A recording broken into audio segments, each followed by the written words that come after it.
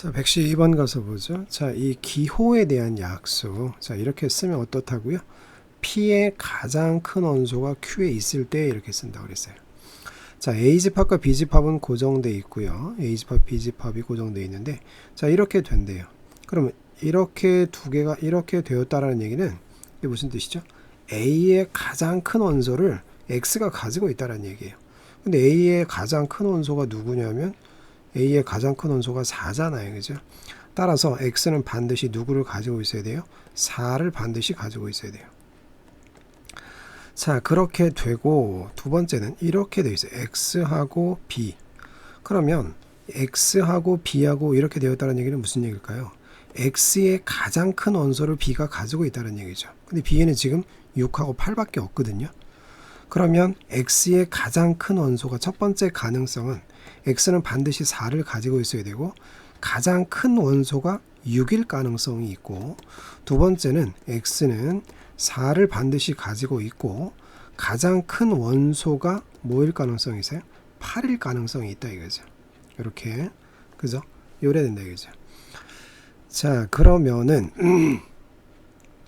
자, 첫 번째 X가 반드시 뭐하고 뭐를 가지고 있으면 될까요? 4하고 누구요? 4하고 6을 반드시 갖고 가장 큰 게 6이니까 6, 7, 8은 제외하고 나머지 중에서 4와 6을 반드시 갖는 부분집합의 개수라고 한다면 4, 6을 없는 걸 찾죠. 7, 8은 아예 없어야 되고요. 그렇죠? 따라서 2의 4제곱이 되니까 자, 이렇게 되는 X는 몇 개 있어요? 16개가 있게 되겠습니다.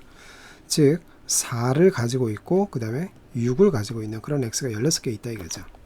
자, 이제 두 번째는 X가 4를 가지고 있고 가장 큰 원소가 8을 갖고 있는 경우. 그러면 가장 큰 원소가 4하고 8. 그러면 4, 8을 반드시 가지고 있는 그런 부분집합이면 되겠네요. 그러면 4, 8이 전혀 없는 거. 8을 가지고 있으면 8이 무조건 제일 큰 원소가 되겠죠.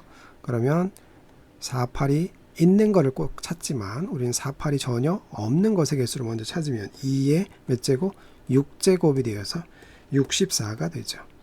자, 그러한 X의 개수를 총 개수를 구하는 거니까 16 플러스 64를 해서 80개가 정답이 되겠습니다.